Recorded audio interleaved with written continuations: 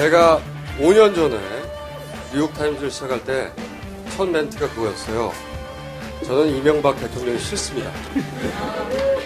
그리고 나서 방송을 진행하며 굉장히 많은 닭을 먹었습니다. 혹자는 아니 방송을 하면서 어떻게 닭을 먹냐고 싫어하시는 분들도 있었어요.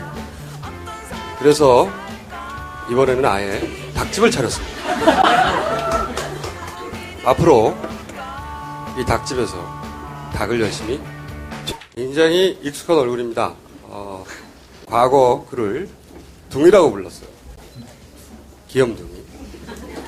둥이 기자, 김보엽 기자 소개합니다.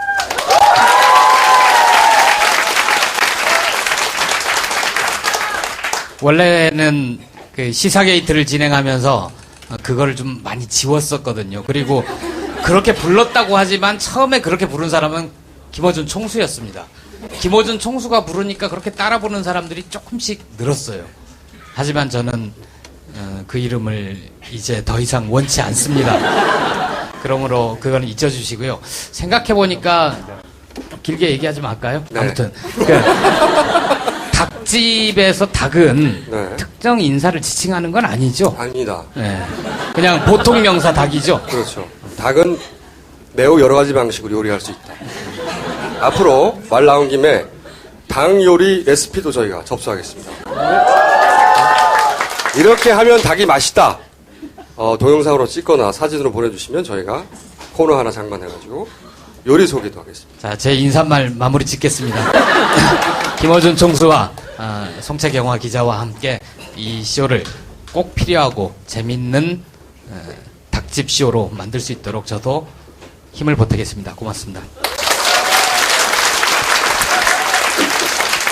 자, 그 옆에 계신 분은 한겨레 신문, 네, 송채경화 기자입니다. 안녕하세요. 네, 저는 정치부에서 새누리당 출입하고 있고요.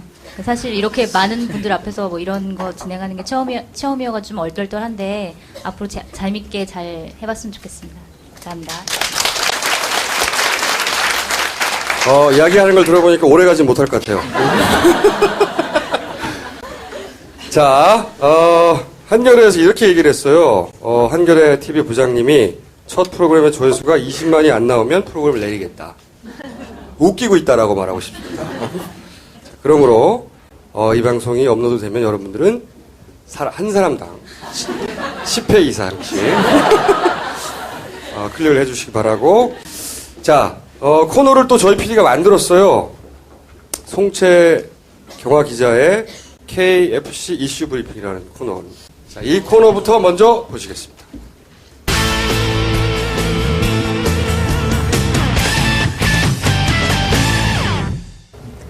구미시를 박정희시로 바꾸자.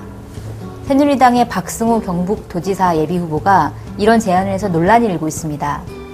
박정희시라고 하면 외국에 더 잘 알릴 수 있어서 수출에 도움이 된다고 합니다. 정말 수출에 도움이 된다고 생각하는 걸까요? 누리꾼들 사이에서는 일본 수출을 늘리기 위해서는 다카키 마사오시라고 쓰는 게 낫지 않겠냐는 의견이 나오고 있습니다. 쓸데없는 규제는 우리가 쳐부술 원수, 제거해야 할 암덩어리다. 지난 10일 박근혜 대통령이 청와대 추석비서관 회의에서 한 말입니다.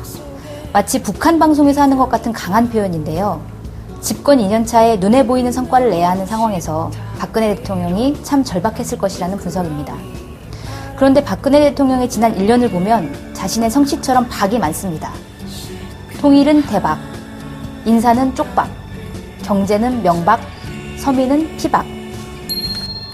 국정원 간첩 증거 조작 사건이 갈수록 점입 가경입니다. 검찰이 증거로 제출한 문서 3건이 모두 위조로 판명됐는데요. 중국 동포 이마무개 씨의 자술서 역시 조작되었다는 진술이 나왔습니다. 우리 사회 돌려막기 열풍이 일어나는 것 같습니다. 서민들은 카드 돌려막기 혹은 현금 서비스 돌려막기를 하고 있는데 국정원은 거짓말 돌려막기를 하고 있는 것 같습니다. 지난 10일 진주의 한 비닐하우스에서 운석으로 수정되는 돌이 떨어져서 화제인데요. 하늘에서 돌만 떨어지는 게 아닙니다. 공공기관에는 낙하산들이 줄줄이 떨어졌다고 합니다. 민병두 민주당 의원이 공개한 자료를 보면 친박근혜 대통령 인사가 84개 기관에 114명이나 된다고 하는데요. 당선인 시절에 열심히 일하는 사람들의 사기를 떨어뜨리는 낙하산 인사가 새 정부에선 없어져야 한다. 이랬던 박근혜 대통령의 말, 어디로 갔을까요?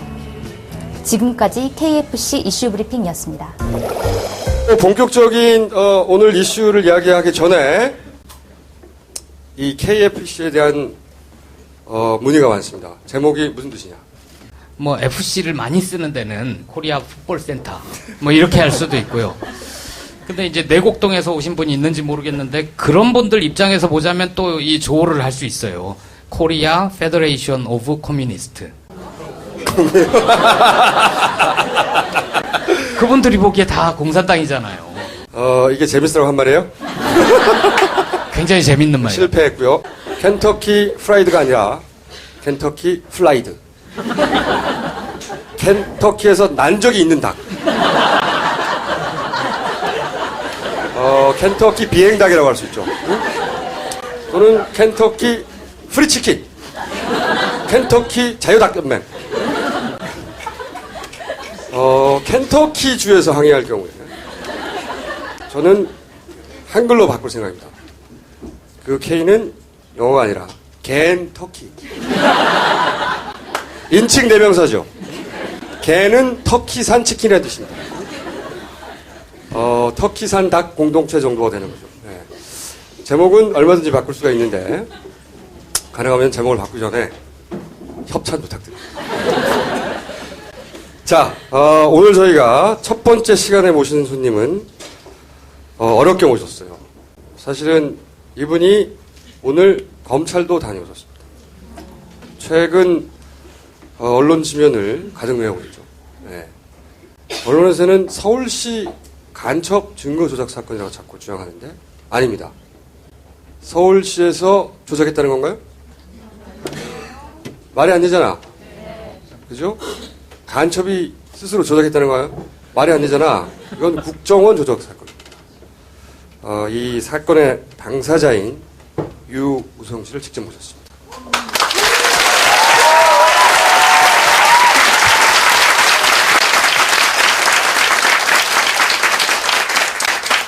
그리고 옆에 보시는 분은 이 사건을 해결하는데 혁혁한 공을 세웠다고 세간에 알려진 본인도 그렇게 주장하는 김용민 변호사 나오셨습니다.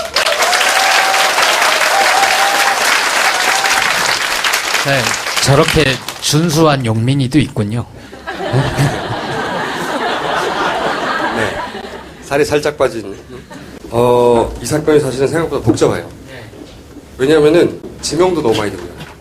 그렇죠? 그리고 의문점도 많아요. 아니 왜 여동생은 그런 진술을 했을까? 그리고 문서가 너무 많이 등장해서 도대체 뭘 조작했다는 건지 모르겠어. 그렇죠? 오늘 다 정리해드립니다. 혹시 한겨레 출입하는 송채경 기자는 이 사건에 대해 새누리당 출입 기자입니다. 편집해주세요. 새누리당의 반응 먼저 잠깐 전해주신다면.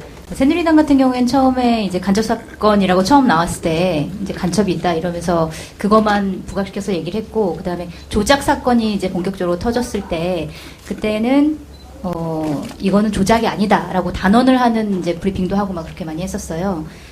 2월 23일인가 그때 일요일이었는데 윤상현 새누리당 원내수석 부대표가 막 이렇게 세상에 국정원이랑 검찰에서 증거를 조작하다니 말이나 됩니까? 이렇게 얘기를 하더라고요. 그러면서 이거는 조작이 아니다라고 확신을 이제 했었고, 근데 이제 점점 이제 사건이 변해가면서 조선일보라든지 아니면 박근혜 대통령까지 나서서 유감을 표명하고, 그 이후부터 좀 심각성을 깨닫고 지금 국정원이 좀 어떻게 조치를 취해야 되는 거 아니냐, 지금 이렇게 지금 되어가고 있는 수순에 있습니다.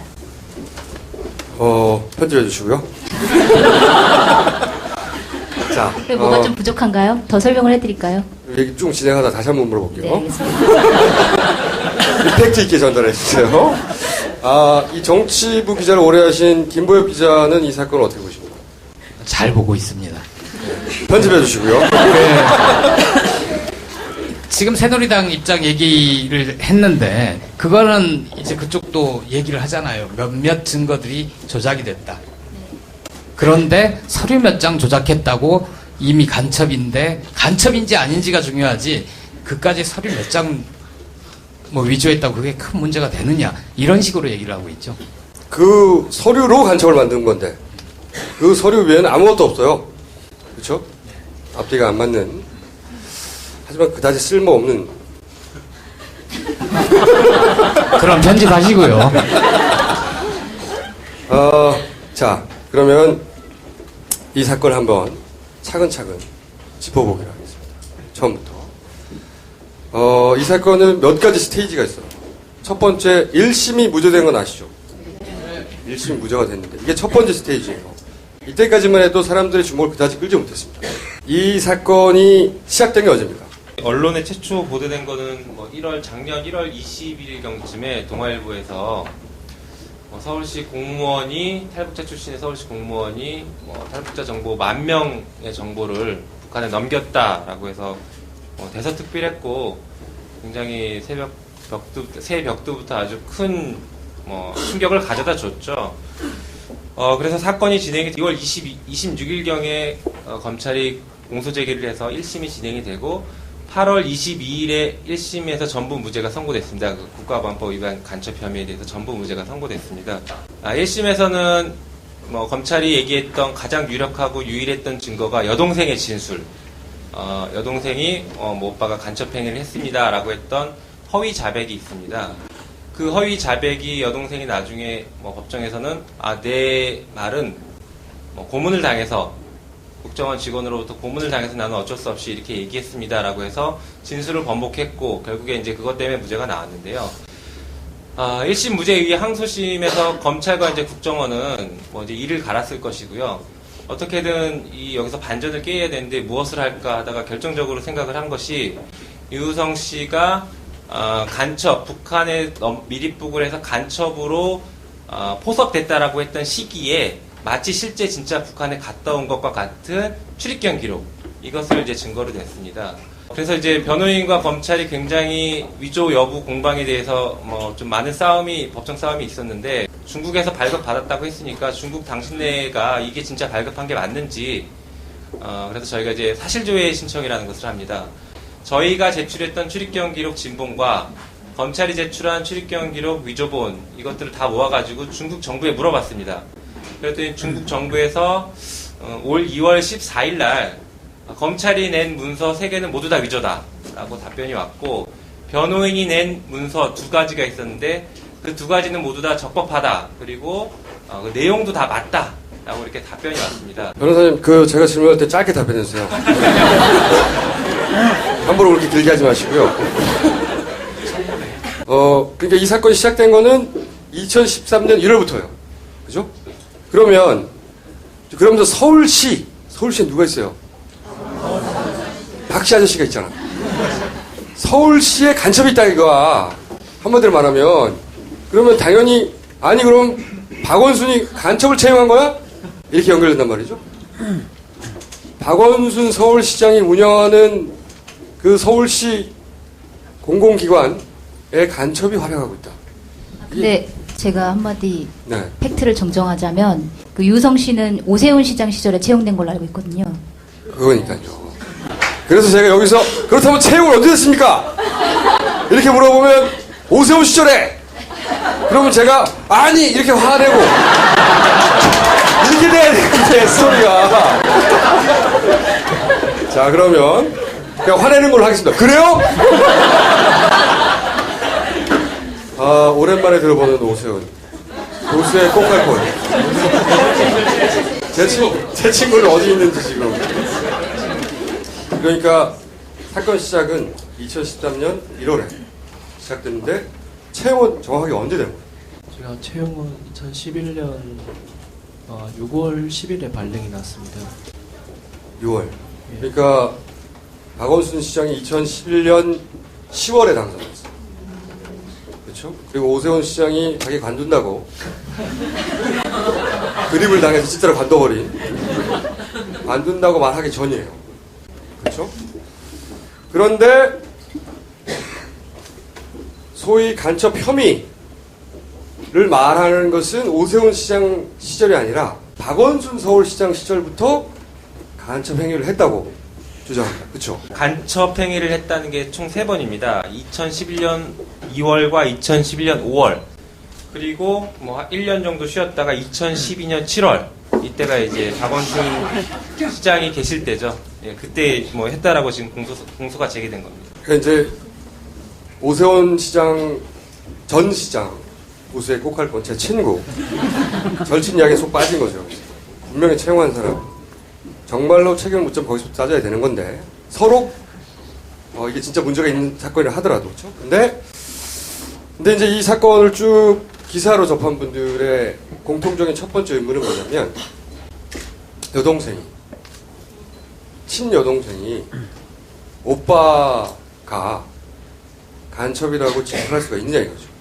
물론 이 진술 자체가 허위 진술이고 또 고문에 의한 것이라고 법원에서 무죄를 내긴 냈어요.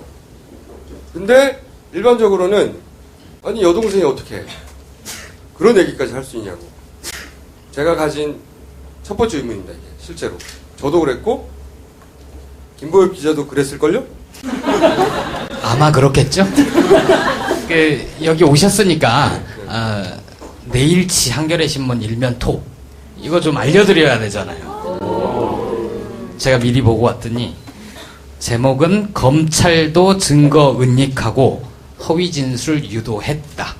했을 가능성, 했다는 의혹이 아니라 단정적으로 표현을 했죠. 그만한 사실이 있기 때문입니다.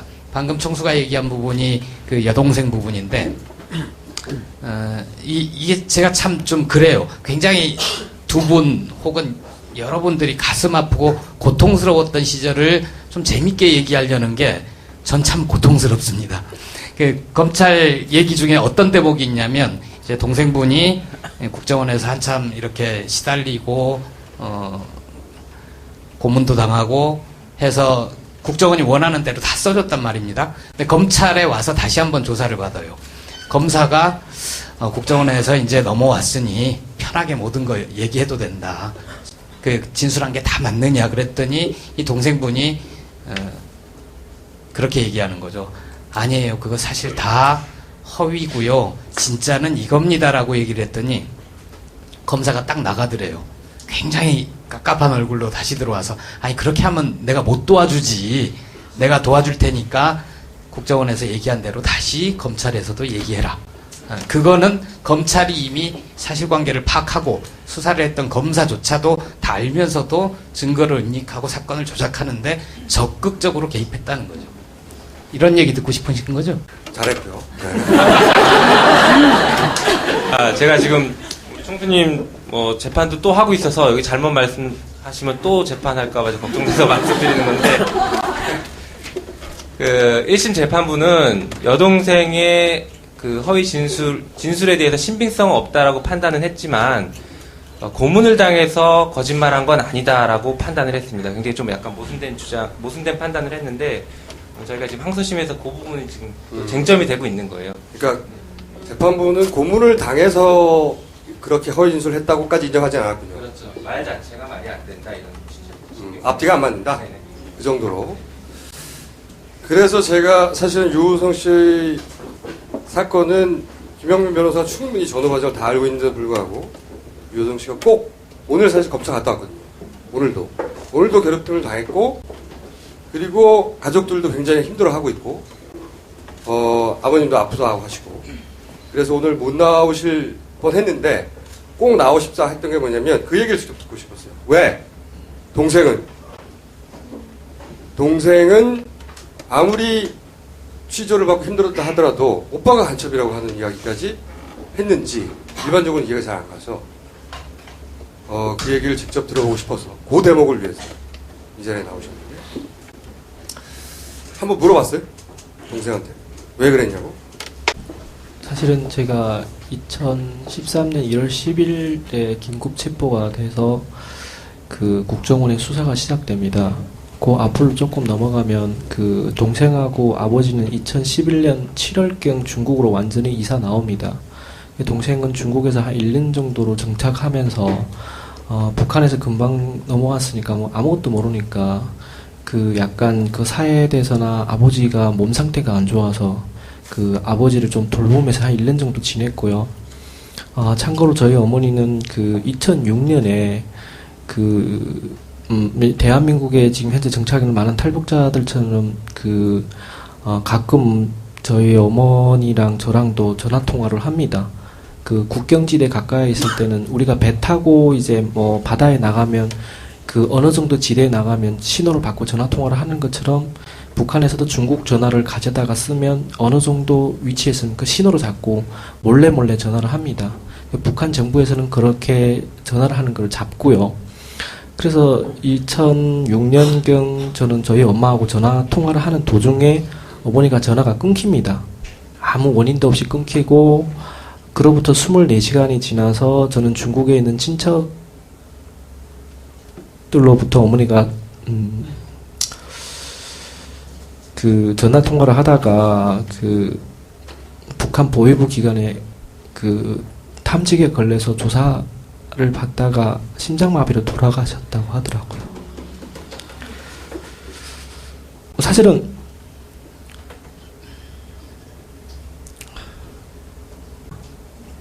그래서 사실은 동생은 19살에 어떻게 보면 오빠 때문에 엄마를 잃었고요. 저는 우리 집안에서는 정말 죄인을 진 죄인입니다.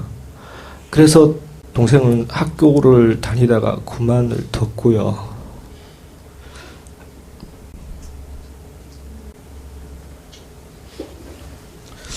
죄송합니다. 그래서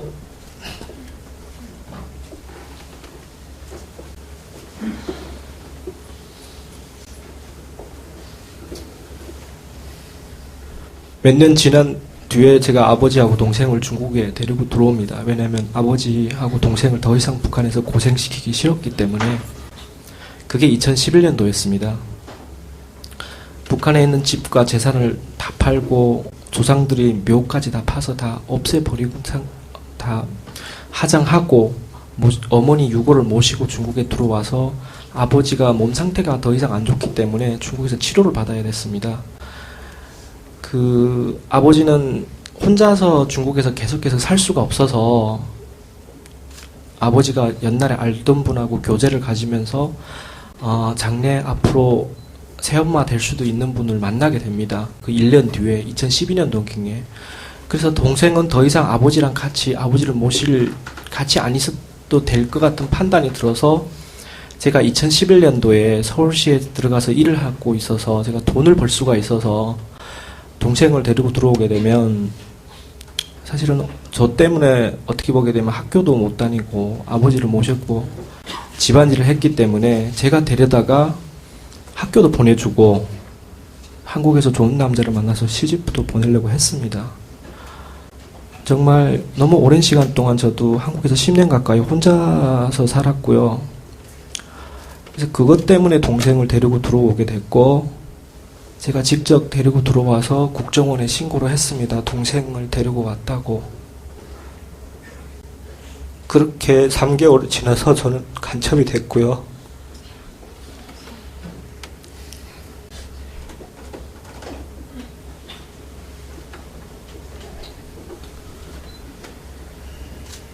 동생은 조사기관에서 그런 말을 하더라고요. 동생은 한국을 굉장히 좋아합니다.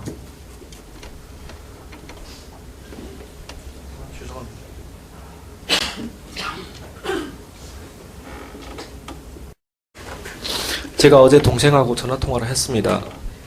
오빠 내일에 검찰에 조사 간다 하니까 동생이 검찰에 가게 되면 오빠 내 대신에 꼭 한 가지만 물어봐달라고 그러더라고요. 동생이 조사를 받기 시작하면서 여러분들도 기사를 많이 보고 아시겠지만 저는 북한에서 태어나고 자랐지만 제북 하교입니다.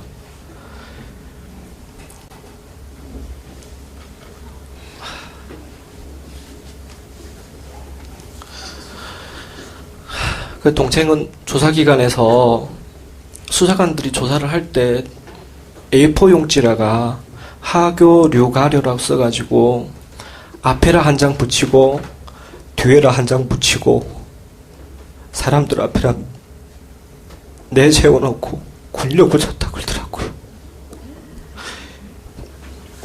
그래서 동생이 전화 통화를 하면서 오빠 수사기관에서 수사 방식을 그렇게 하는지 꼭 검사하고 물어보더라고.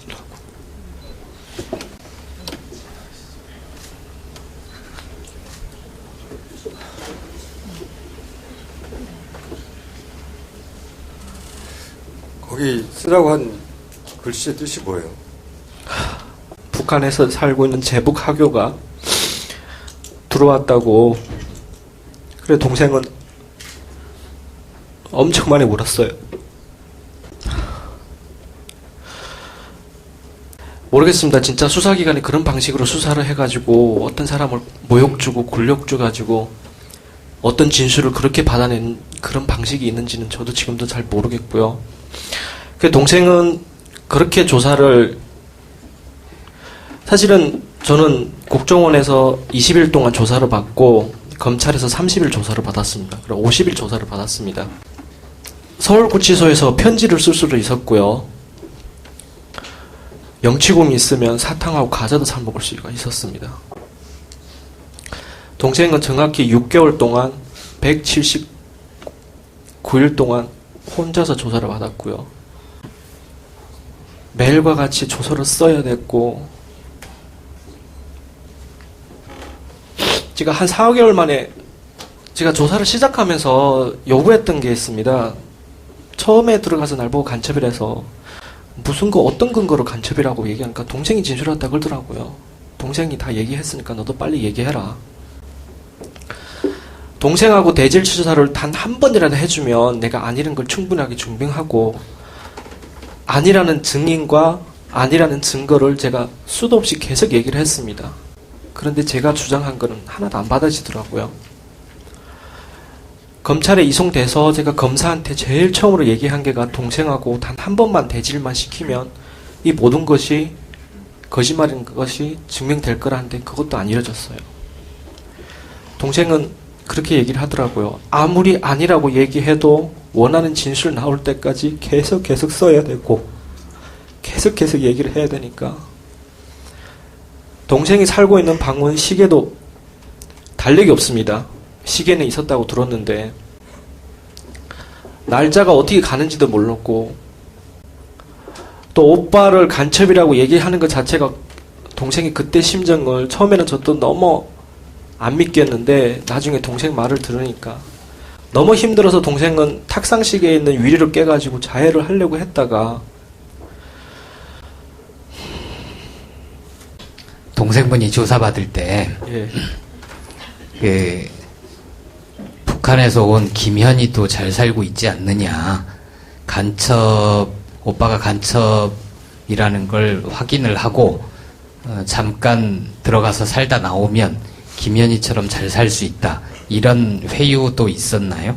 예, 실질적으로 그게 재판 공판서에도 나와 있고, 예, 동생이, 많은 사람들은 잘 몰라요. 동생이 아무튼 나왔잖아요. 이렇게 생각하겠는데, 동생이 나온 거는 여기 옆에 계시는 김용민 변호사님과 여러 변호사님들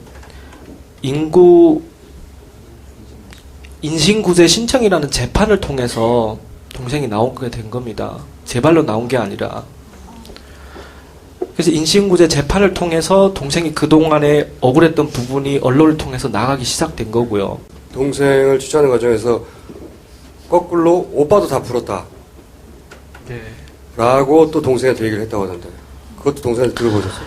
이제 동생이 조사를 할 때 오빠는 이미 이런 것을 수사기관에서 다 얘기를 했는데 너가 자꾸 아니라고 부인하게 되게 되면 오빠한테 더 불리기 아니냐, 도와줄게 얘기하라 가지고.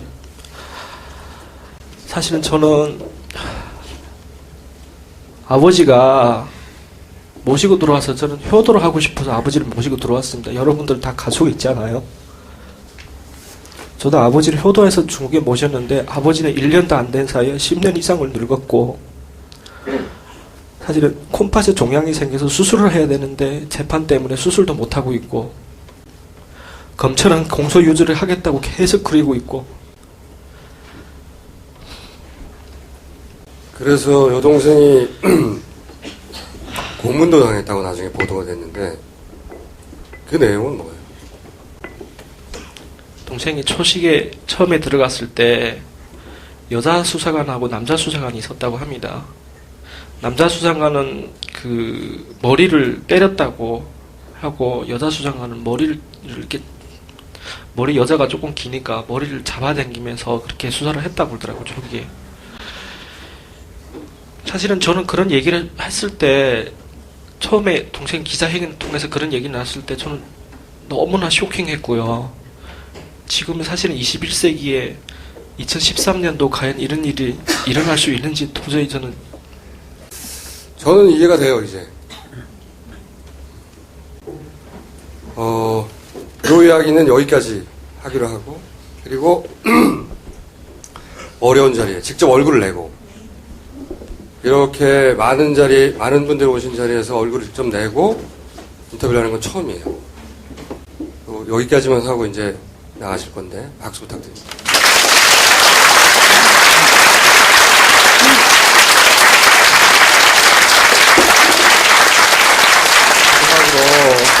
많은 관심을 가져서 감사하고요. 사실 제가 혼자라고 생각지 않습니다. 여기에 변호사님들도 계시고 그리고 많은 언론인들 계시고 특히 여러분들이 이 사건을 진상을 밝혀야 이 진상이 밝혀진다고 생각합니다. 그리고 뭉쳐야 진실이 밝혀지고 저희 가족처럼 다시는 억울한 이런 사건이 없었으면 좋겠습니다. 부탁드립니다. 감사합니다.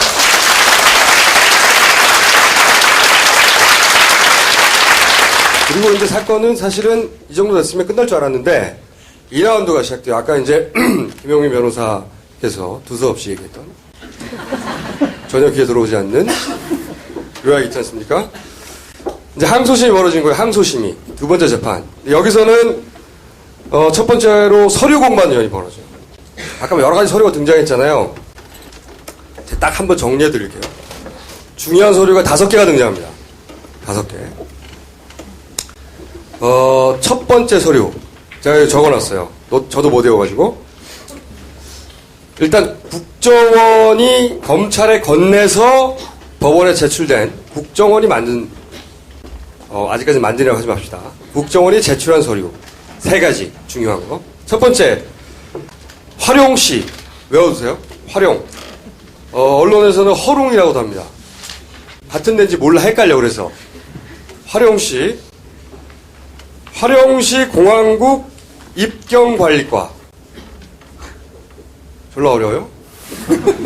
에서 발급한 출입경 기록. 이걸 우리나라 말로 쉽게 얘기하면 여권 아니 출입국 기록 같은 거죠. 우리말로 하면. 네, 간단하네요.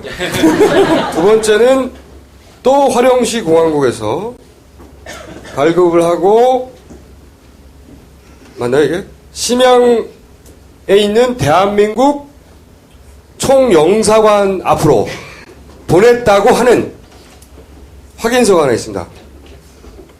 그게 뭐냐면 그 내용이 맞다 1번이. 말하자면 그런 내용이죠. 1번 우리가 발급했다. 2번이에요. 그러니까 하나는 출입국 기록, 두 번째는 그게 맞다. 2번은 1번이 맞다. 묶인 거예요.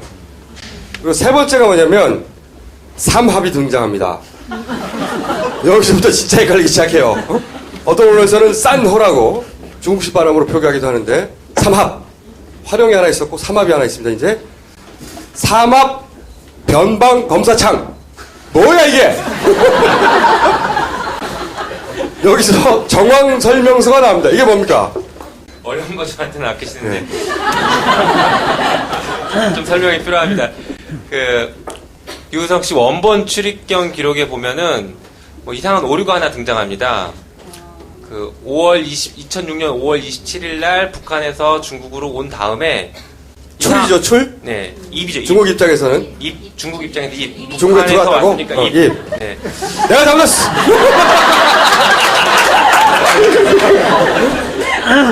네, 그 기록이 하나 있는데 그 다음에 또 5월 27일 날 뭐 한 50분 뒤에 다시 북한에서 중국으로 들어온 기록이 있고요. 그리고 6월 10일 날 또 북한에서 중국으로 들어오는 기록이 있습니다. 다시 말해서 중국으로 들어오는 것만 있는 거예요. 3번 연속으로. 북한에 나간 적은 한 번인데 중국에 3번 들어오는 기록이 있습니다. 그것도 어떤 날은 하루에 50분 간격으로 다시 출국에 다시 들어온 거야. 네. 근데 출국 기록도 없이 입. 네, 그래서 이게, 이 원본 기록이 이상하니까 저희들도 봤을 때 이상하니까 뭐 이게 맞는지를 그 삼합이라는 곳에 가서 저희가 확인서를 받아왔습니다. 그때 삼합에서는 이거 기록 오류다. 자기네가 시스템 뭐 전산 시스템을 만들면서 오류가 생긴 거다. 그래서 아예 없는 기록이다. 이렇게 답변을 해줬어요. 그게 이제 뭐 정황 설명서라는 뭐 저희가 답변서를 들고 왔는데 그거를 법원에 제출하니까 검찰에서는 뭐 국정원을 시켰겠죠. 국정원에서 다시 저희가 그 받아온 삼합에서 받아온 문서가 위조다. 이게 3번이에요. 그게 3번입니다. 예. 이제 이해했죠? 졸라 복잡해. 4번. 출국 기록이 저쪽에서 이상하게 있으니까 진짜를 떼고 싶었던 거죠. 그래서 여기서도 출국 기록을 따로 갔어요. 이번엔 연변이 나옵니다. 연변 조선족 자치주 공안국 출입경 관리국. 너무 많아, 기관이. 여기서 여기 변호인들이 그 서류를 입수합니다. 진본이죠, 이게. 진본을 입수해. 왜냐하면 1번이 가짜니까, 이상하니까, 유호승 씨는 중국에 그때 간 적이 없다고 하니까. 그래서, 그러면, 진짜 어떻게 된 건지. 연변 조선족 자치주 공안국 출입 관리국에 가가지고 서류를 떼와요. 그러니까 1번에 대한 대항인 거죠. 그리고 5번 서류가 있어요. 5번 서류. 5번 서류가 뭐냐면, 1번과 4번이 서로 안 맞잖아. 하나는 검찰이 내놓은 거는 출입 정상적으로 되어 있어요. 근데 변호인단이 떼온 거는 출입만 돼 있는 거야. 출입. 이렇게 돼 있는 거예요. 둘 중에 어느 게 맞냐. 그래서 변호인단이 물어봤어. 어디다가? 삼합 변방 검사창 물어봤어요. 물어봤더니 삼합 변방 검사창에서는 니네께 맞다. 변호사 측에서 뗀 것이 맞다. 라고 하는 정황정보서 하나. 이거 5번이에요. 4, 5번은 묶인 그러니까 거죠. 정리를 하자면 네. 서류가 총 5개가 등장하는데 주요 서류가 총 5개가 등장합니다. 국정원이 3개를 냈고 그렇죠. 변호인 쪽에서 2개를 냈어. 서로 낸 것을 입증하려는 서류들이에요, 이게. 근데 뭐가 진짜고 뭐가 위조가 됐습니까? 자, 기다려보세요. 자, 순서는 이렇게 된 거예요. 1번을 내. 검찰에. 검찰이 법원에다가 내는 거죠. 1번을 내. 그랬더니 변호인 측에서 4번, 5번을 내. 그러니까 또다시 거기에 대해서 검찰이 국정원을 통해서 2번, 3번을 낸 거예요. 이해 갔죠, 이제? 여기까지가 이제 서류로 왔다 갔다 한 거예요. 그런데 검찰이 국정원이 건네준 서류를 검찰이 법원에 낸 것과 변호인단이 낸 게 서류 틀리잖아요. 틀리니까 변호인단도 그리고 검찰도 그럼 누가 맞냐? 중국 정부에 물어보자. 이렇게 된 겁니다. 여기서부터 사실은 3라운드가 펼쳐진 거예요. 물어보자 이거야. 서류를 주고 받았어 봐. 이쪽은 영사관을 통해서 총영사, 대한민국 외교기관이죠. 중국에 있는 영사관을 통해서 국정원이 받아서 검찰이 받아가지고 법원에 냈어. 굉장히 공식적인 루트입니다. 검찰은. 변호인단은 그냥 직접 가서 뗐어요. 중국에 와가지고. 이것도 역시 공식적인 루트이나 굉장히 힘든 루트죠. 그런데 중국 정부가 1, 2, 3번을 위조다 땅땅땅! 근데 여기서 제가 두 번째 의문이 생겼어요. 이 사건을 보다가. 아니 중국 정부에 물어보면 금방 밝혀질걸 왜 이렇게 조작을 한 거야? 나로서 이해가 안 갔어요. 왜 이렇게 과감하게 할 수 있었던 거예요? 과감한 이유가 중국이 원래 답변을 안 합니다.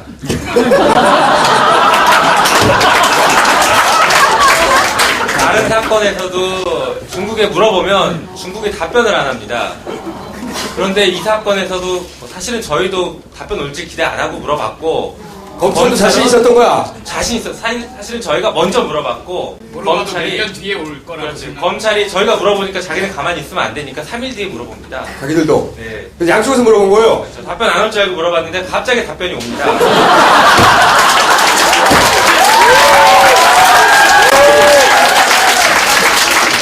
이게 돌발 사태인 거예요, 돌발 사태.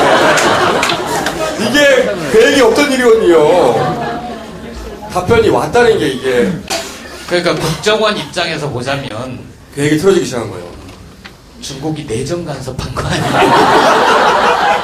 답변이 안 할 줄 알았다는 거예요. 저도 처음에 이렇게 궁금했거든요. 근데 전례가 없대요.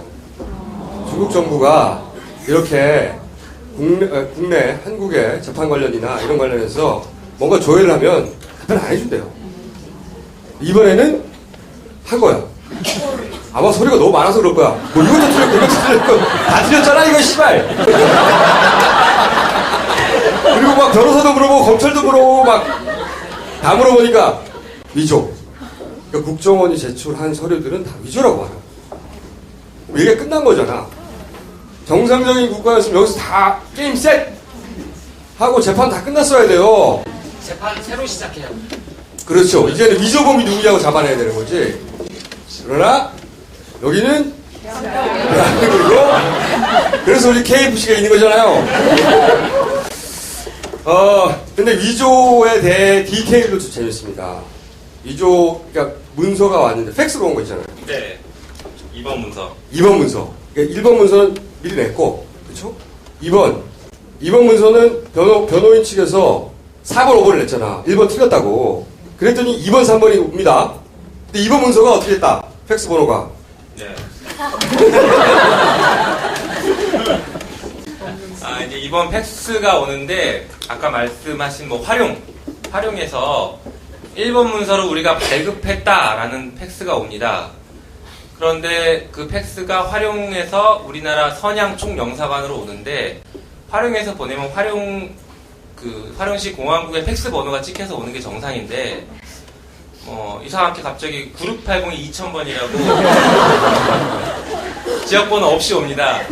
저희가 막 열심히 찾아봤습니다. 이게 도대체 무슨 번호일까 했더니 피싱 사이트나 뭐 음란 사이트 이런 데서 쓰는 번호더라고요. 그래서 계속 바뀌는 번호 이런 것들이었고, 그로부터 1시간 20분 뒤에 자기들이 보내는 것도 좀 이상하니까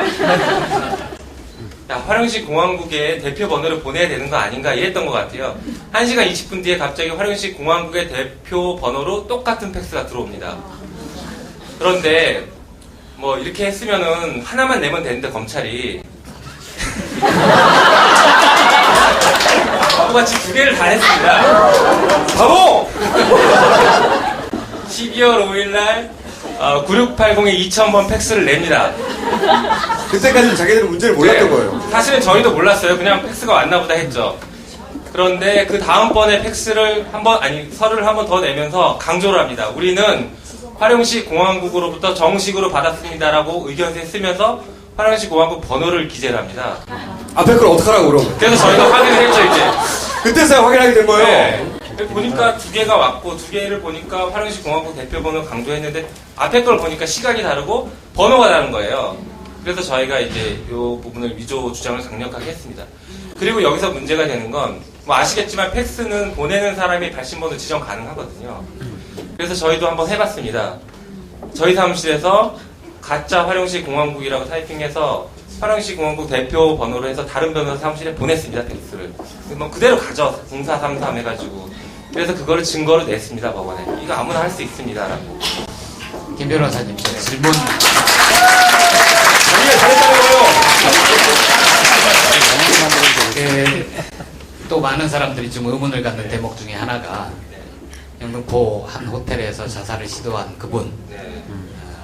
국정원의 이름을 아주 정확하게 불러주셨던 그분, 네. 그분의 유서에 보면 다른 참 옳은 얘기 많이 하고 가끔 네. 허튼 소리도 좀 하고 그러시는데 그분 유서의 마지막 대목에 그런 부분이 있지 않습니까? 네. 어쨌든 요성 씨는 간첩이 맞다. 네. 증거가 없어서 처벌을 못하면 네. 추방이라도 해라. 네. 여기에 대해서는 어떻게 보십니까? 일단 저희가 그거 보고 너무 화가 나서 병원을 한번 찾아갈까 했다가 또 괜히 오해를 살까봐 안 가긴 했는데요. 첫 번째로는 그 사람이 그런 마음이 있으니까 위조를 했겠죠. 뭐 맨정신에 멀쩡한 사람 간첩 만든다 이렇게 생각하면 위조 못했을 거고요. 국정원이 틀림없이 이 사람 간첩이니까 네가 위조해야 돼. 돈 줄게. 이렇게 해도 됐을 것 같고요. 추정한다고 말해주세요. 네. 추정입니다. 그리고 두 번째는, 저와 같이 재판받기 싫으면 두 번째는, 그 사람이 정말 간첩인 게 확신이 있다라고 하면 검찰과 국정원에서는 이미 진작에 증인 신청했을 겁니다. 네, 그 사람 국정원과 검찰에서는 1심, 2심 하면서 워낙 증거가 없으니까 뭐 조금이라도 이상한 거 있으면 증거를 다 냈습니다. 그런데 그렇게 강력하게 확신을 갖고 있는 사람을 증인으로 신청 안 했다는 건 자기 혼자 착각에 빠져있는 사람이다 이렇게 생각이 들어요. 가장 궁금한 게 뭐냐면, 그러니까 유성 씨가 만약에 간첩이 아니라면 도대체 국정원이 왜 무슨 이유로 유성 씨를 간첩으로 몰아서 어떤 이득을 얻기 위해서 그런 행위를 했는지 그게 가장 궁금하거든요. 의도 그건 자체가. 제가 보기에는 근데 이 변호사님이 답변하려면 성질의 내용이 아닙니다. 그럼 누가 답변을 해야 되나요? 그럼 우리끼리 추정해야 돼. 근데 변호사님이 이 사건을 가장 길게 보셨으니까 변호사님 추측하는 뭐 어떤 것들이 있을 것 같아서. 변호사들 추측하는 얘기를 잘 안 하긴 하는데요. 여기서부터는 제가 책임질 수 없습니다. 신변의 안전을. 네, 뭐 이미 뭐 언론 인터뷰도 나고 사실 국정원에서 저희 변호인단한테 뭐 고소도 했고요. 명예훼손으로 고소도 했고 지금 뭐 6억 원의 손해배상 청구도 해놓은 상태입니다. 그래서 저도 지금 재판 진행 중입니다. 국정원 직원들이랑. 그래서 뭐 크게 무서울 건 일단 없고 사실은 저희도 그게 제일 궁금합니다. 진짜 진실이 뭐고 얘들이 왜 뭐 멀쩡한 유우성 씨를 이렇게 했을까 제일 궁금하긴 한데 뭐 몇 가지 뭐 진행하면서 좀 추측 가능한 것들이요. 국정원 직원들 개인들 입장에서 보면 자기들 뭐 승진이나 뭐 이런 것들의 개인적인 영달이 뭐 기본적인 바탕이었을 것 같고요. 국정원 조직 차원에서 보자면 그리고 검찰 조직 차원에서 보자면 이 사건은 정치적으로 좀 이용을 했다라고 생각이 듭니다. 예, 마침 또 이 사건이 언론에 대대적으로 보도가 된 때가 국정원 댓글 사건이 한참 시끄러웠던 그 시기여서 댓글 사건을 덮으려고 좀 성급하게 터뜨린 게 아닌가 이런 좀 생각이 들어요. 저도 사실은 그 의문에 대해서 생각을 해봤는데 제가 의문이었던 건 뭐냐면 댓글 사건이 터진 건 2012년 12월 11일이었거든요. 네. 근데 그 류가려 씨, 그러니까 유선 씨 동생분이 그러니까 국정원에 잡혀가서 그러니까 허위 진술을 강요받은 것은 2012년 11월부터란 말이에요. 그러니까 사실은 댓글 사건이 터지기 전부터 이 여동생은 그러니까 허위 진술을 하라고 요구를 받았어요. 네. 그렇기 때문에 그 시기상 과연 그 댓글 사건을 무마하기 위해서 국정원 이런 것들을 꾸몄을 거라는 약간 그 정황상이 안 맞는 부분이 좀 있더라고요. 거기에 제가 두 가지 답변 드릴 수 있을 것 같은데요. 첫 번째가 국정원에서는 지금 북한 탈북자들을 중앙합동신문센터라는 곳에서 계속 조사를 하고 있어요. 최장 6개월 동안. 그 과정에서 간첩으로 의심될 수 있는 사람들에 대한 정보가 너무 많아요. 그게 막 만들었을 수도 있고 실제 자기들이 의심했을 수도 있는데 그래서 굉장히 많은 카드를 만지작 하고 있습니다. 만약에 국정원에서 어떤 댓글 사건이나 어떤 정치적인 대형 이슈가 터지지 않았으면 이 사건도 그냥 수면 아래로 가라앉았을 가능성도 있어요. 혹은 나중에 나왔을 수도 있죠. 그게 이제 만지작거리다가 언젠간 터뜨렸을 수 있는데 그게 이제 첫 번째 가능성일 수 있고요. 두 번째는 그 당시에 이제 대선이 한참 얘기가 되고 있었고 양 그 대표 주자 모두가 국정원에 대한 어떤 개혁안을 얘기하고 있었고 뭐 수사권에 대해서 뭐 여러 가지 얘기들이 나오고 있을 때였어요. 그래서 국정원에서는 우리 살아있다는 걸 보여줘야 된다. 이런 어떤 절박함도 있었을 거라고 알아, 생각해요. 간첩 있잖아. 네. 이런. 네. 근데 여러 그런 간첩, 두 가지가 좀 네, 얘기하셨듯이 여러 카드가 있는데, 기왕이면 이제 다홍치마라고 간첩 사건 중에서도 나중에 서울시장 선거에 활용 가치가 있을 수 있는, 기왕이면 그걸 고르는 게 낫잖아요. 그쪽 입장에서 서보자면. 만약에 이 사건이 이런 식으로 빵빵빵 터지지 않았으면, 갑자기 중국 정부가 답변을 한다든가. 이러지 않았으면은 지금까지 계속 끌고 아마 서울시 지방선거 할 때 서울시장 선거 때 간첩 사건 어떻게 할 거냐고 답변하라고 박원순은 끊임없이 나왔겠죠. 그런 용도 복합적이겠죠. 거기에 저기도 있잖아요. 1차전이 있었잖아요. 박원순 시장하고 국정원 간은 사찰 그렇죠. 공방이 있었던 거고 거기 법정으로도 번졌었던 거고. 그래서 그 총수가 처음에 얘기한 게 참 이렇게 구구절절히 얘기 안 해도 되는 게 정명 제대로 이 사건의 이름을 부르면 되는 거죠. 그 신문 비교해 보시면 그 조중동 뭐 이런 신문에서는 서울시 공무원 간첩 사건 이렇게 나옵니다. 조금 공정하게 하려는 데가 이른바라는 표시로 이렇게 헛다운표를 치고요. 그런데 이제 좋은 신문 한겨레 같은 곳에서는 국가정보원 간첩 조작 사건 혹은 최소한 아주 최소한 합의할 수 있는 내용은 국가정보원의 간첩 증거 조작 사건. 이게 아주 바른 표현인 거죠. 네, 그렇게 불러야 됩니다. 자, 그러면 마지막 정리를 해볼게요. 여기서 끝나야 되잖아. 중국 정보가 가짜라잖아. 여기서 일단 그렇게 해야 되는데 검찰이 갑자기 자기들이 위조라고 단정하지 않고 조사를 해보겠다고. 아니 중국 정보에서 아니래잖아.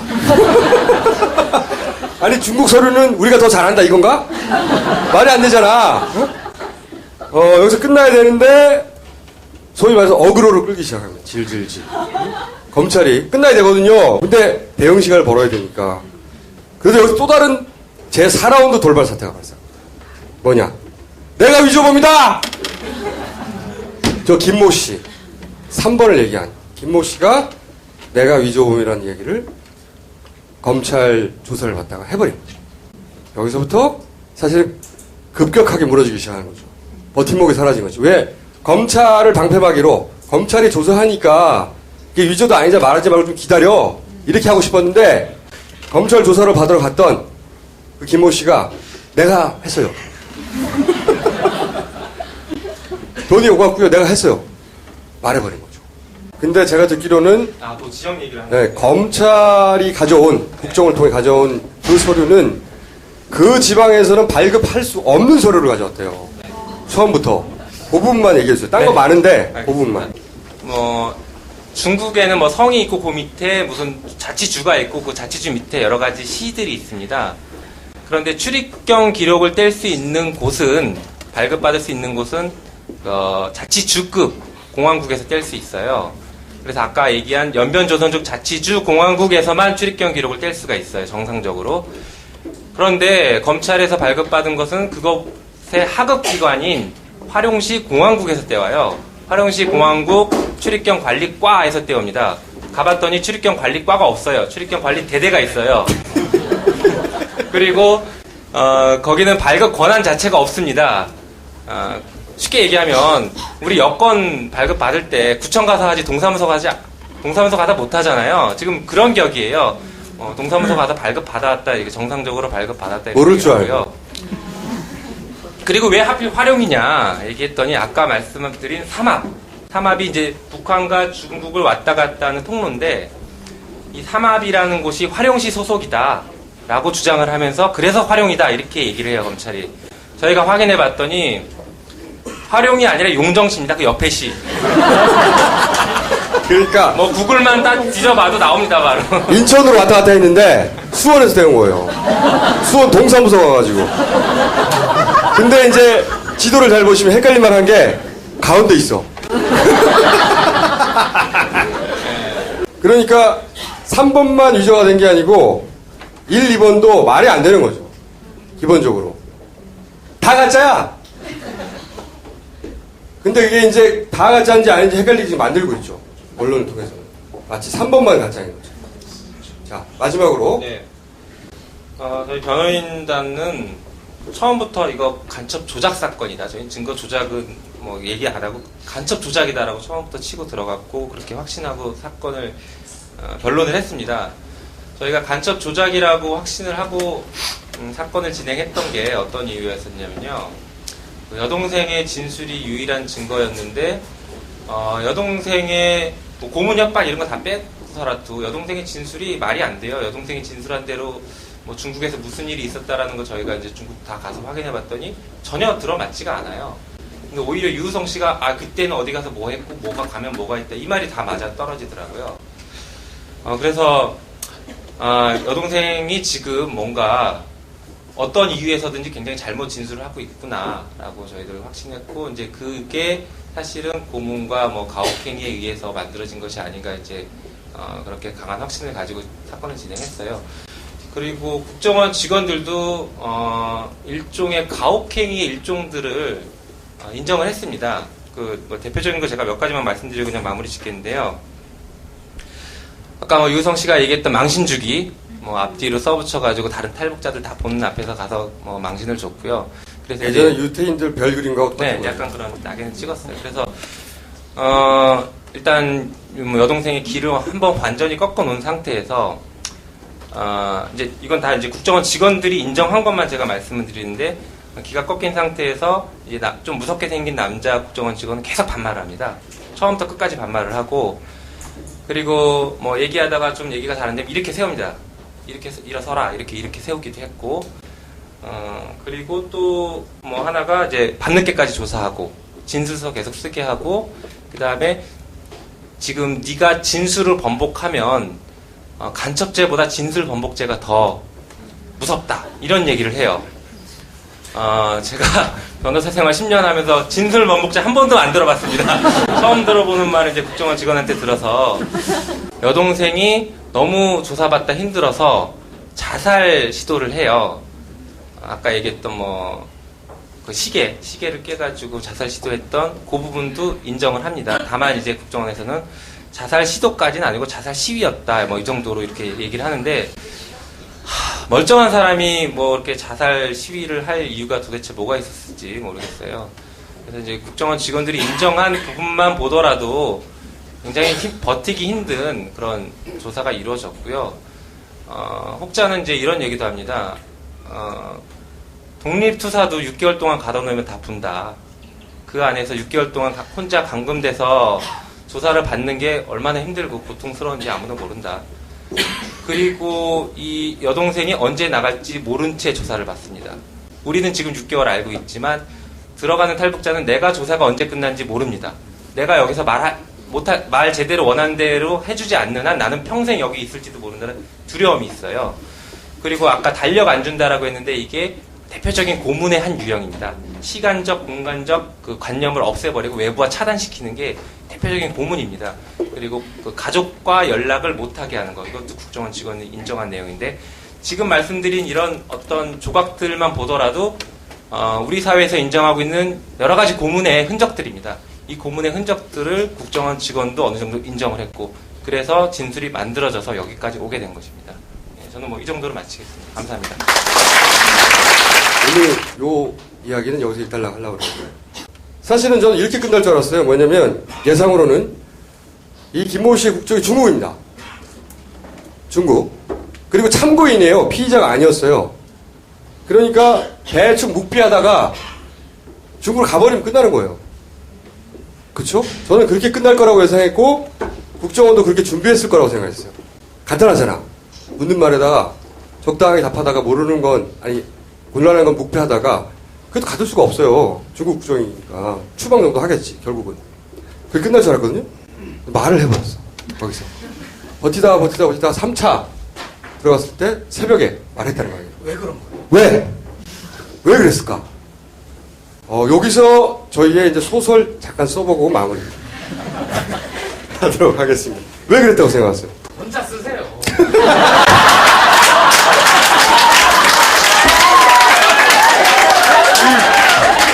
나만 걸리라고.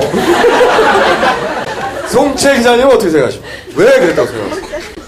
저도 뭐 추측일 뿐인데, 네. 그러니까 얼마 전에 제가 새누리당 모 의원과 이제 점심을 먹으면서 얘기를 들었어요. 그분이 이제 국정원과 굉장히 관계가 깊은 분인데, 국정원이 욕을 되게 많이 얻어먹는다. 정보원들한테. 왜냐면 정보원들 관리를 너무 잘 못한다는 거예요. 예를 들어서 정보원이 어떤 정보를 가져다 줬으면 그거에 대한 대가를 이제 지불을 하잖아요. 근데 정보원들끼리도 이제 막 서로 경쟁을 한대요. 그래서 똑같은 자료를 누가 먼저 갖다 주느냐에 따라서 약간 이제 내가 먼저 갖다 주면 돈을 받고 약간 이런 식인데 다른 나라 같은 경우에는 이제 정보원 관리 차원에서 이제 그런 정보를 갖다 주면 두 개를 다 받고 다 어느 정도 지불을 하는데 국정원 같은 경우에는 먼저 갖다 준 사람한테 지불하고 선착순인 거예요. 약간 그런 식으로 이제 관리를 하다 보니까 정보원들이 이제 먹고 살기도 힘들고 너무 관리가 제대로 안 된다라는 불만이 굉장히 많다 이런 얘기를 들었어요. 근데 이번 건도 약간 그런 불만, 그러니까 유서를 보면 거기에 1,000만 원 받을 게 있다, 얼마 받을 게 있다라고 써 있잖아요. 그러니까 약간 그런 부분들이 좀 채워지지 않은 부분들이 있지 않았을까라는 생각이 들고 불만설. 예. 그런데 거기다가 이제 국정원이나 검찰이 모든 것들을 자기한테 뒤집어 씌우려고 한다라는 어떤 위기감 그런 것들이 어느 정도 있지 않았을까라는 좀 추측을 해봅니다. 여기 1번 불만설이고요. 저도 설이 하나 있어요. 저도 생각을 해봤거든요. 그런데 이분이 그러면 처음부터 얘기했을 텐데 불만이 있다면 술술술술 다 물어봤을 텐데 보면은 버티다 나름 새벽에 입을 열었단 말이죠. 저는 이게 이제 국정원의 욕망, 국정원 다 덮어야 되지. 그리고 김모 씨의 욕망, 자기는 벌 받지 말아야 돼. 그리고 검찰의 욕망, 검찰은 어떤 불만이 있었냐면 자기들은 직접 위조하지 않았는데 위조의 공범으로 지금 취급받는 거예요. 그러니까 그거 벗어야 돼.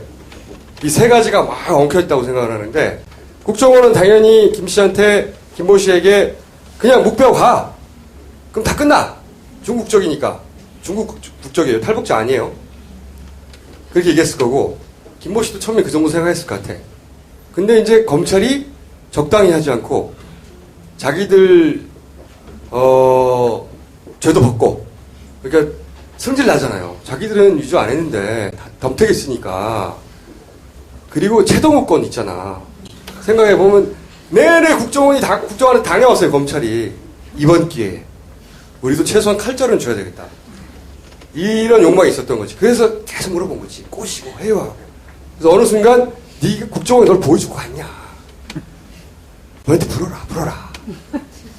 그 답변을 꼭 듣고 싶었을 것 같아요. 검찰 입장에서 쓰지 않더라도 혹은 적당히 쓰더라도 그런 욕망이 하나 있었을 것 같고 그래서 저는 욕망 충돌설입니다. 이거는 락항하고 어떤 관련이 있는 이론이에요? 락항하고는 관련이 없어요. 근데 여기서 저는 그래서 유서를 보고 이제 불만서를 제시하셨는데 저는 이런 관점에서 보니까 여기까지만 얘기하고 1달러 칠 거예요. 오늘은 이 사건은 2타는 다음 시간에 유서를 보고 좀 딴 생각을 했어요. 무슨 생각이냐면 거기 보면 국정원이 자기가 신경 써주지 않는다 이런 얘기가 있어요. 그런데 이제 저는 다른 정보원들은 신경 안 쓸지도 몰라요. 평상시에. 혹은 그런 불만이 있을지도 몰라요. 근데 이 사람은 입만 잠만 뻥긋하면 끝장나거든요. 국정원이. 그렇잖아요? 국정원 요원들이 국보법 위반을 하는 거예요. 거꾸로. 증거를 조작했으니까. 국정원이 국보법을 위반하는 거라고. 그리고 이 정도 되면 국정원장도 날아가. 그러니까 신경 안 써줄 리가 없어. 이 사람한테. 적어도 검찰에 손잡고 데려갈 때는 피하고 다 줬을 거라고. 그러니까 신경 써주지 않아서라고 하는 불만은 저는 거꾸로 어떻게 생각했냐면 국정원은 개입을 이 사건의 수사에 개입하지 않고 검찰 수사에 성실히 응하고 있습니다. 그러니까 이 사람은 불만까지 있는 거예요. 우리가 신경 써주지 않아서. 그런 국정원 마음이 담긴 거예요. 무슨 얘기인지 아시겠어요? 그러니까 이 서류는 유서를 통해서 말을 한 건 평소 어려운 거는 그렇게 쉽게 얘기하면서 왜 이거는 그렇게 어렵게 얘기해요? 이 유서에서 말을 하는 건 김 씨가 아니라 국정이라는 거지. 저희 추정은. 우리는 이 사람이 불만을 가질 만큼 사실은 관여하지 않고 있다는 거야. 그 말을 할 필요가 있었거든, 국정원 입장에서는. 그렇잖아요? 저는 그런 설이. 그런 설. 왜 신빙성이 떨어지냐고 생각하는지는 알겠는데 또 그런 생각을 한 거는 안철수를 들먹이잖아요. 갑자기. 이 양반이. 오늘은 여기까지 하죠. 정치법 끼지 말라고. 그런 유서의 내용이 있어요? 있어요. 안철수 어쩌고저쩌고 하면서. 아니 갑자기 안철수가 나와 이게.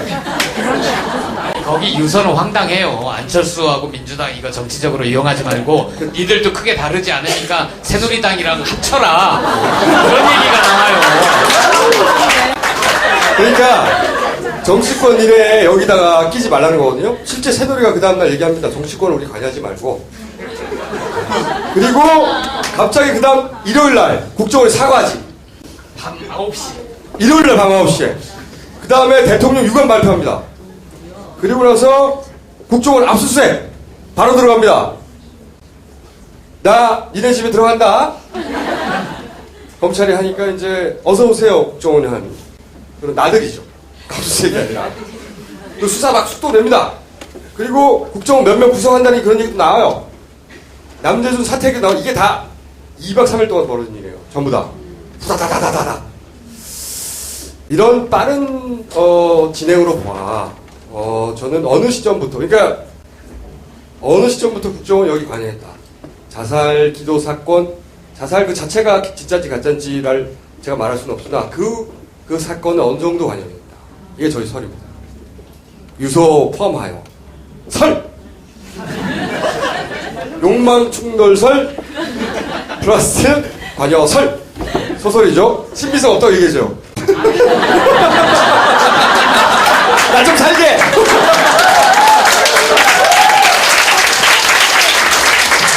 조만간 부를 것 같아요. 설입니다, 판사님 설! 거기에 대해서 아무런 논평을 하지 않았습니다. 자, 자. 오늘 이거 마무리 자. 짓고 우리 여기까지 이해가셨죠? 전체 윤곽이 이렇게 정리를 해줘야 이 사건이 뭔지. 남은 거는 이제 사퇴하냐 마냐. 사퇴 정도에서, 그러니까 국정원장을 사퇴 정도에서 꼬리를 자르냐 마느냐 간보기를 하고 있다. 현재 스코어 여기까지 하고요.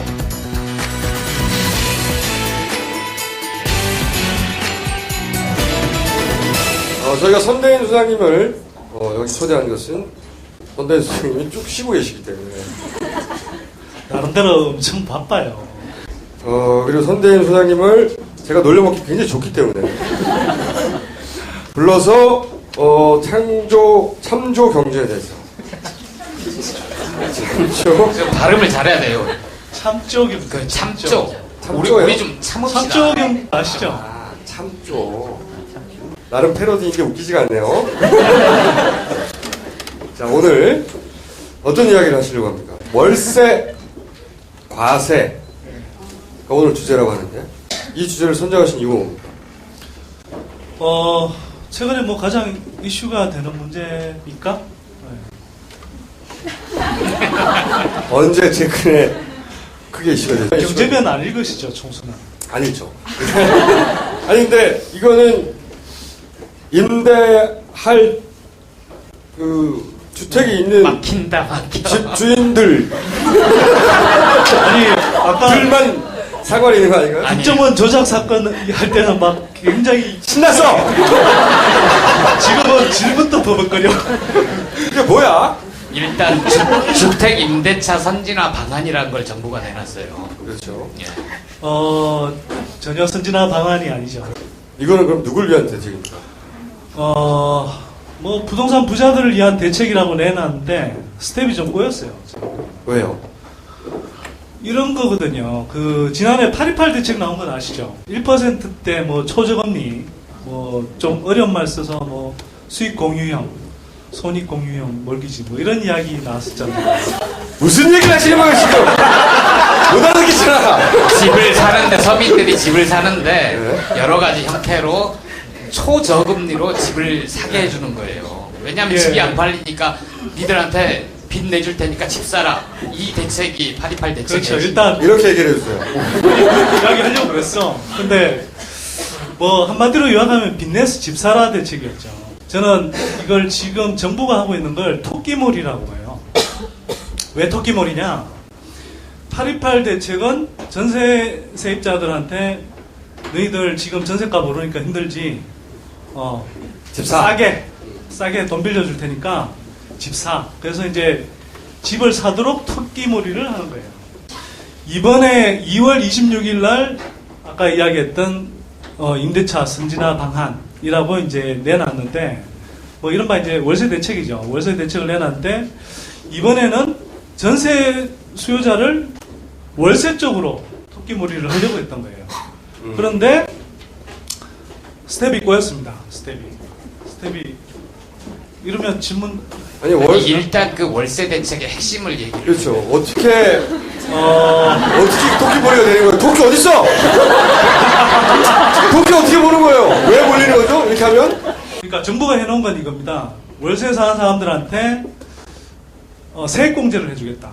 그러니까 이 나중에 이제 연말 정산이라는 걸 하잖아요. 그러면 자기가 월세 내는 거에서 한 10% 정도까지는 세금을 연말 정산에서 뺄 수 있도록 해주겠다. 그러니까 세금을 줄여준다는 것인데 한편으로는 어찌 보면 세금의 형태로 월세 한 달치 정도를 덜 내게 해주겠다는 거예요. 그러니까 웬만하면 전세 살다가 월세를 살고 싶다 이런 생각을 할 수도 있죠. 또 한편으로는 월세 세입자 입장에서는 왜 한 달치가 빠지는지 설명해 주세요. 세액공 촘촘한 건가? 잘못했어! 야, 나는 촘촘한테 막 씹힐 줄 알았는데 간간히 씹으니까 재밌네요. 자, 10% 이 코너 없애야 되겠어! 청수를 위해서 자, 경제 바보들을 위해서. 이렇게 보면 되겠다. 청수한테 가르쳐 주듯이. 그럼 되겠네. 제가 경제 바보라고 생각하시고, 네. 저한테 설명해 주시고, 제가 모르면 화를 낼 테니까. 자, 세액공제라는 걸 10%를 해줘요. 그러니까 뭐냐면 월세로 낸 것 중에 한 10%까지는 연말 정산을 하고 나면 연말 정산을 다 하고 나서 세금을 내야 되잖아요. 예를 들어서 100만 원을 내게 돼 있으면 그 중에 예를 들어서 월세로 한 700만 원을 썼죠. 연간. 그 중에 10%인 70만 원까지는 빼주겠다는 거예요. 크죠, 이 정도면. 그러니까 이제 월세 한 달치 정도는 빠질 수도 있다. 그래서 이제 상당한 혜택 아니냐. 또 그런 의미에서는 이제 전세에 살던 사람들을 월세 시장으로 모는 특기물이다. 한 달치보다 더 빠지는 거 아닙니까? 그게 중요한 건 아니고요. 어쨌든 월세를 사는 사람들이 세금을 좀 아낄 수 있다. 아니, 세금을 덜 낼 수 있다는 거고. 나름대로는 굉장히 예리한 질문이라고 지금 생각했어요. 아니, 한참 계산하다 보니까, 한 달치 넘는데? 12분의 1보다는 크죠. 네. 대충 이제 한 달치 정도라고 이제 이야기를 할 수 있는데. 또 하나가 있잖아요. 월세를 주는 사람들. 자, 거기서 이제 제가 스텝이 꼬였다고 그렇죠. 이야기합니다. 자, 이제. 부적분은 어떻게 할 거예요, 그러면? 자, 이제. 왜냐면 세수 부적분이 생길 거예요, 그러면. 그 부적법은 법인세 올리면 되거든요. 자, 그 이야기는 조금만 이따 하시고요. 자, 이렇게 혜택을 주고 싶은데 문제는 뭐냐면 지금까지 임대소득을 신고하는 집주인들이 아무도 없었어. 네. 자, 그러면 이 혜택을 주고 싶어도 월세에 대해서 세금을 내는 집주인들이 없으니까 정부가 생각하는 게 뭐냐면 이 김에 집주인들한테 월세를 과세하는 인프라를 좀 갖춰야 되겠다 이런 생각을 했던 것 같아요. 어떤 의미에서는 이건 바람직한 거예요. 뭐 의도는 정부가 토끼몰이에 기본적으로 이렇게 의도가 있었다가 하더라도 월세로 다 몰아가려고. 네, 어쨌거나 지금까지 세금 한 푼 안 내고 있었던 집주인들한테 과세를 하겠다는 건 사실은 조세정의 차원에서 너무 당연한 거 아닌가요? 그렇게 된 거죠. 근데 문제는 자, 월세 시장으로 토끼몰이를 하려고 그랬는데 집주인들 입장에서는 세금 안 내고 있다가 세금을 내야 돼. 그래서 이제 기득권 언론들이 난리가 났죠. 조중동에서 뭐라고 그랬나요? 막 세금 폭탄. 우리 이거 노무현 정부 때 많이 듣던 거 아닙니까? 정부세 매긴다고 막 세금 폭탄 그랬었잖아요. 지금 세금 폭탄 이야기가 나오는 거예요. 그리고 사실은 뭐 어찌 보면 뭐 부동산 다주택자들 또 부동산 업계의 반발인데 이건 이제 막 시장 혼란 뭐 이런 식으로 이렇게 몰아가는 거예요. 집주인들이 반발하는 거죠, 지금. 집주인들도 반발하는 거고 부동산 업자들도 반발하는 거고. 왜냐하면 이것 때문에 거래를 안 하겠다고 이렇게 나오는 집주인들이 있습니다. 근데 왜 전세에서 월세로 몰아가려고 했죠, 정부가? 정부 생각은 이겁니다. 사실은 우리가 이제 집값이 뛰는 상황에서 전세가 그래도 대다수 일반 서민들 입장에서 보면 상대적으로 이렇게 주거 비용 저렴하게 이렇게 살 수 있는 그런 주거 형태잖아요. 매달 돈이 안 나가니까. 그렇죠. 근데 정부 입장에서는 집값이 떨어지는 게 집을 살 사람들이 전세로 이동한다고 생각하는 거거든요. 사실 뭐 집값이 높아서 그냥 안 사는 것일 뿐인데. 그렇죠? 사줄래야 사줄 돈이 없는 거잖아요, 지금. 근데 정부는 어쨌거나 이 전세로 자꾸 몰린다고 생각하는 거예요. 그래서 이렇게 전세 쪽 사람들을 양쪽으로 자꾸 찢어서 토끼몰이를 하고 싶은 거야. 그러니까 한마디로 말하면 집 많이 팔리라고 하는 거군요, 이게. 그렇죠. 집값을 이렇게 월세를 계속 부담하는 집을 사버리자! 라고 생각하도록 만들고 싶은 거군요. 그렇죠. 정책의 의도는. 그러니까 자, 예스! 자, 빠른데? 예스! 굉장히 빠른데? 10분 만에 이해가 된다? 자, 집주인들한테, 그러니까 전세를 매매로 몰아주면 집주인들 혜택 돌아간 건 이해가 되시죠? 쉽게. 자, 근데 월세 쪽으로 몰면 왜 집주인들한테 혜택이 돌아가냐? 집주인들이 지금 빚을 잔뜩 지고 있어요. 근데 이걸 어디서 많이 하느냐? 세입자들 월세에서 많이 하죠. 근데 월세는 지금 월세가 또 공급 과잉이에요. 최근 몇 년 동안 뭐 오피스텔이다, 뭐 도시형 생활주택이다 그래서 수익형 부동산이 돈 된다고 막 이쪽으로 또 엄청나게 지어댔거든요. 그러니까 지금 공급 과잉에서 월세 임대료는 사실 계속 떨어지고 있는 거예요. 이렇게 또 가면 안 되거든요. 그래서 월세 쪽으로 또 시장을 몰아줘야 되는 거예요. 그러니까 이제 월세 쪽으로 지금 토끼몰이 하는 게 나왔는데, 아까 말씀드린 대로 이걸 하는 과정에서 기본적으로 과세 인프라 자체가 없으니까 정부 스텝이 꼬여버린 거죠. 의도가. 그래서 아까 얘기한 대로 조중동 같은 데서 세금 폭탄 막 때려대니까 일주일 만에 보완책이라고 하나 내놓습니다. 그렇죠. 좀 아시네. 제가 경제면 편집하거든요. 야, 전천후인데. 자, 2월 26일 날 다음 시간에 나오지 말아주세요. 내가 너무 없어 보여, 지금. 자, 2월 26일 날 대책이 나왔다고요. 거의 한 달이 아니라 일주일 만에 3월 5일 날 보완 대책이라고 내놓습니다. 근데 말이 보완 대책이지요. 사실은 뭐 2월 26일 날 내놓았던 대책을 무력화하는 대책, 또 후퇴 대책이죠. 원래는 정부가 이제 이 과세를 하기 위해서 과세 자료가 없는 거예요. 그래서 2월 26일 날 원래 내놓았던 대책은 뭐냐면, 월세 세입자가 계약을 맺으면, 월세 임대를 하게 되면 확정일자를 받죠. 보증금 조금이라도 들어가면. 그래서 그 확정일자 3년치 400만 건을 과세 자료로 활용하겠다고 그랬어요. 근데 지금 등록하고 있는 집주인들이 거의 뭐 5%도 안 되죠. 그러니까 5%도 안 되는 거예요. 자, 그럼 과세를 하고 싶어도 할 수가 없잖아요. 그래서 정부가 이제 짜낸 묘안이 뭐냐면, 확정일자를 받으면 이게 행정가청에 다 등록이 됩니다. 자, 등록이 되는데, 이게 이제 임대계약을 맺은 걸 정부가 자료를 갖고 있는 거 아니에요. 투명하게 공개가 그러면 여기서 임대소득이 발생했을 거다라고 이제 추정을 할 수 있고, 그걸 가지고 이제 과세 자료를 일정하게 이제 산정을 할 수 있는 거죠. 그래서 이제 그걸 하겠다고 했고, 무려 3년치를 소급해서 적용을 하겠다고 그랬어요. 처음에 나왔을 때 정부가 미쳤나 싶더라고요. 3년치를 거두겠다는 거래요, 그러면? 아, 이 정부가, 야, 이거 공산 땅이 하는 거예요. 만약에 이게 이쪽에서 주장했으면, 진보진영이 주장했으면 공산 땅이라고 했을 텐데. 아니, 정북이라고 그러지. 그렇지. 네. 그래서, 야, 그 이야기 하니까 그러네. 얼마 전에 KBS 라디오 나가서 이 문제 관련해서 자유기업원이라고, 정경련에서 이렇게 돈 대주는 기업원이 하나 있어요. 연구소. 거기 관계자하고 이렇게 뭐 대담을 하고 그랬는데, 그 양반은 막 정부를 막 씹어대고, 내가 막 정부를 막 옹호했잖아. 내가 그랬어요. 박근혜 정부로. 내가 침박이 됐나 싶더라고요. 순간 방송 많이 들었어! 아니, 그래서 내가 순간적으로 정체성의 혼란을 겪었어요. 그런데. 3월 5일 날 보완대책이라고 했지만 제가 아까 후퇴대책이라고 했죠. 3년간 하겠다는 걸 그냥, 올해 것만 할게. 소급 안 하고요.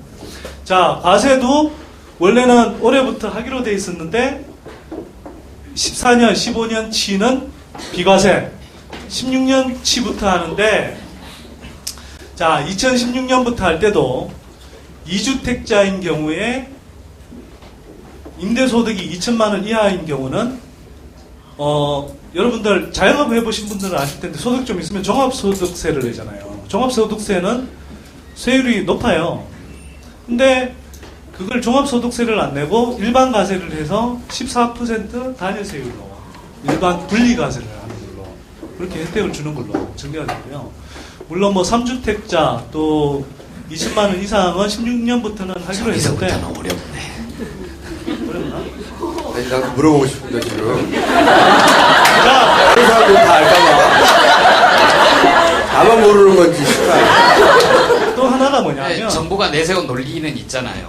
왜냐하면 그 임대 사업자라고 하더라도 이 양반들이 다 집이 여러 채 있거나 아주 부유하거나 그게 아니라 집 이제 한 2채 가지고 그걸로 소득으로 은퇴해서 사는 사람들, 이 양반들한테 너무 많은 과세를 하면 그런 곤란하지 않느냐. 경우라면, 그 이유를 내세웠어요. 그런 경우라면 그런 사람들한테만 비과세나 공제 혜택을 주면 되죠. 근데 왜 그냥 일률적으로 잘라서 2천만 원이냐고. 예를 들어서 여러분들 2주택 정도 되려면 연봉이 대충은 기본적으로 좀 사는 사람들이겠죠. 그렇지 않나요? 그리고요, 지금 좀 정말 열받는 이야기 해드릴까요? 제가 안 바뀌면 해봐래. 댓글 자, 여기까지 하고 정리합시다. 자. 열받는 이야기. 세금을 내는 5%는 세율이 얼마를 내고 있느냐? 2.5%입니다. 여러분들 연봉 한 3, 4천만 돼도 소득 세율이 한 20%대 이상으로 올라가거든요. 최고 소득 세율은 38%. 물론 이것도 다른 나라에 비하면 높진 않아요. 근데 문제는 뭐냐면 여러분들 이런 거잖아요. 열심히 땀 흘려서 번 근로소득인데 여기에 대해서 막 20%, 30%씩 세금을 내는데 이거는 상대적으로 고소득층 자산가가 주로 갖고 있는 그렇게 해서 임대소득을 올리는데 이건 불로소득에 가깝단 말이에요. 집 관리하는 게 얼마나 힘든데. 자산가인가? 자, 이런 사람이 거의 90%는 세금을 내지 않고 내는 사람도 겨우 2.5%를 내는 거예요. 이게 제가 또 OECD 국가들 다 비교를 해봤어요. 이 세율이 어느 정도 높은가. OECD 국가 가운데 34개국이거든요. 꼴찌에서 5번째. 네. 쥐꼬리만큼 내고 있는 거죠. 그러니까 한번 생각해보세요. 이게 우리가 조세정의 그러는데 조세정의의 최소한은 근로소득세만큼 임대소득세는 내게 해야 되는 거 아닌가요? 그죠?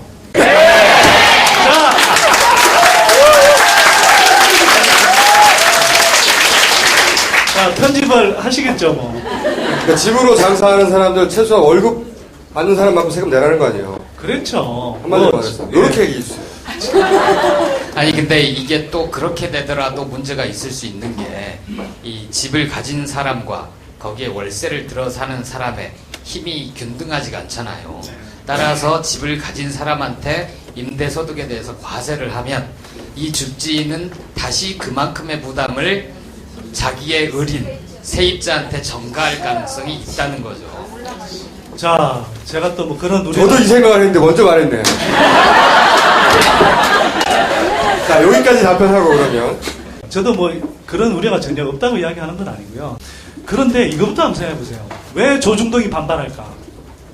왜 부동산 다주택자들이 반발할까? 부동산 업자가 반발할까? 이건요, 정말 그 사람들이 오히려 막 이거 세입자, 이 치를 때는 진짜 악어의 눈물을 흘리듯이 막 세입자들 위하는 척 해주고 서민들 위하는 척 해줘요. 막, 이게 이렇게 하면 세입자들한테 다 증가된다. 근데 이 사람들이 뭐 그렇게 착한 사람들 아닌 거 다 알잖아요. 실제로는 지금 아까 제가 말씀드렸듯이 임대차 시장에서 지금 그 월세 공급이 굉장히 늘어나고 있어요. 예를 들면 아까 저 도시형 생활주택 이야기했는데 이게 예전에 한 뭐 3, 4천 원 이렇게 공급이 되다가 올해는 막 4만 5천 원 수도권에서만 이런 식으로 공급이 된단 말이에요. 그러니까 물량이 지금 사실 많아요.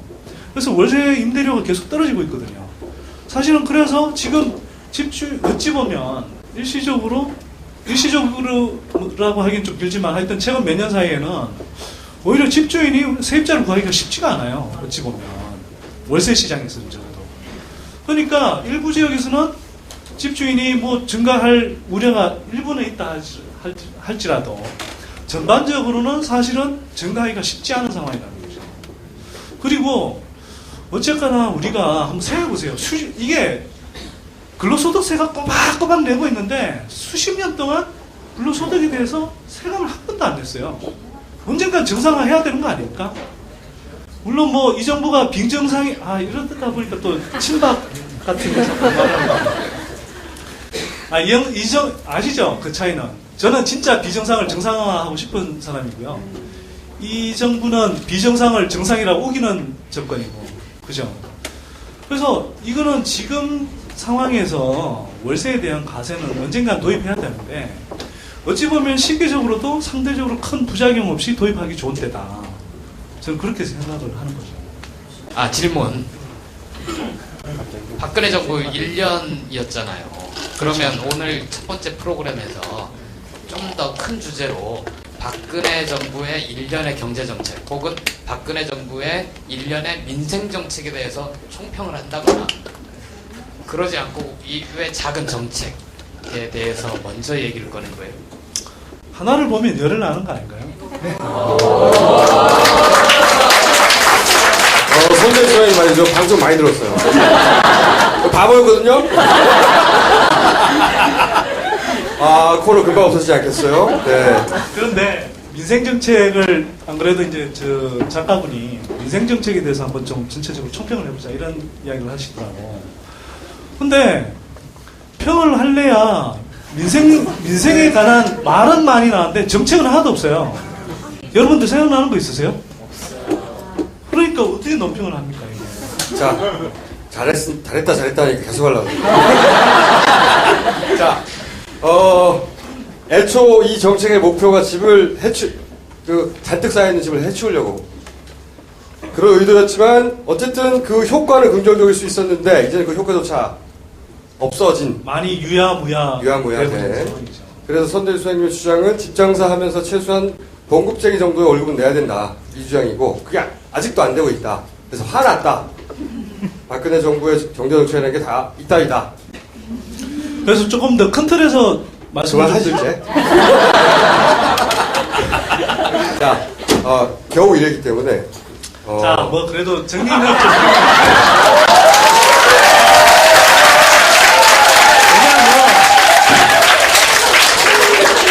왜냐하면 큰 틀의 이야기를 조금 드려야 돼요.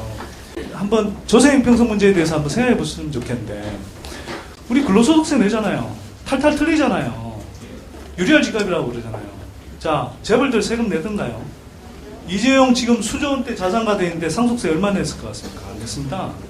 정액세 곤란 16억 원 냈어요. 16억 원 내고 4조 원대 자산가 될 수 있습니까, 여러분? 안 되잖아요. 재벌들은 안 되죠. 주식 양도 차익에 대해서 예를 들어서 대박을 쳐서 5천만 원, 1억 벌어도요, 불로소득입니다. 여러분들 5천만 원에 대해서 세금을 최소 몇백만 원씩 내죠. 주식 양도 차익에 대해서 세금 한 푼 안 냅니다. OECD 국가들 대부분 내는데요. 다만 거래세는 냅니다. 개인 투자자들이 주로 냅니다. 왜? 손바뀜 많이 하면서 이렇게 막 사고 팔고 하는 게 개인 투자자들이 하는 거잖아요. 자, 주택 양도 차익에 대해서 우리 세금은 내게 하는데, 이번에 뭐 다주택 중과세도 폐지됐죠. 근데 1가구 1주택자도요, 기본적으로 비과세입니다. 예를 들어서 3억에 사서 9억에 팔아도 6억의 차익이 생겨도 세금 한 푼 안 냅니다. 법인세요. 삼성전자요. 제가 일본, 한국, 미국, 대만 4개국의 탑3 기업들의 법인세율이 얼마나 되는지 비교를 해봤어요. 삼성전자요. 12개 업체 중에 11번째로 적게 냅니다. 꼴찌에서 2번째. 이렇게 적게 내고 있어요. 자, 이제 결론을 내주세요. 자, 이 상태 계속 두고 보실 겁니까? 그걸 어떻게 해야 되죠? 두고 보지 않고 싶은데 어떻게 해야 되죠? 어떻게 할 거야? 기대돼. 자, 제가 그래서 세금혁명당을 사실 만들었어요. 해보려고 했어요. 이게 나라 살림살이의 근본적인 틀을 바꿔야 되거든요. 제가 참적경제 아까 이야기했잖아요. 코너 이름을. 왜 참적경제냐면 반값 등록금 한다고 그랬는데 어떻게 됐습니까? 돈 없으니까 참적을 했죠. 기초연금 준다고 그랬죠. 근데 돈 없으니까 참적을 했죠. 참적경제 아닙니까? 자, 교육, 문화, 복지 이런 쪽은 돈이 없대요. 돈이 없으니까 맨날 참재요. 근데 톡은 부동산만 가면 돈이 하수분처럼 솟아나요. 여러분들 R&D 예산 엄청 늘렸다고 뉴스 보셨죠? 재벌 대기업들한테 대부분이 갑니다. 취득세요. 2조 4천억. 지방 지금 재정난 심각한데 2조 4천억 다 날라갔습니다. 그거 우리 아이들 보육, 우리 교육 반값 등록금 예산 그거 다 날리가면서 지금 부동산 거품 떠받친다고 이 지랄 하고 있는 거예요, 이거. 자, 그럼 여기까지. 많이 듣고! 안 나오고! 자, 여기까지. 이렇게 할 얘기가 많고, 이에서도 울분을 토하실 예정입니다. 그러니까, 이제는 입 다물어 달라고. 박수 쳐주세요!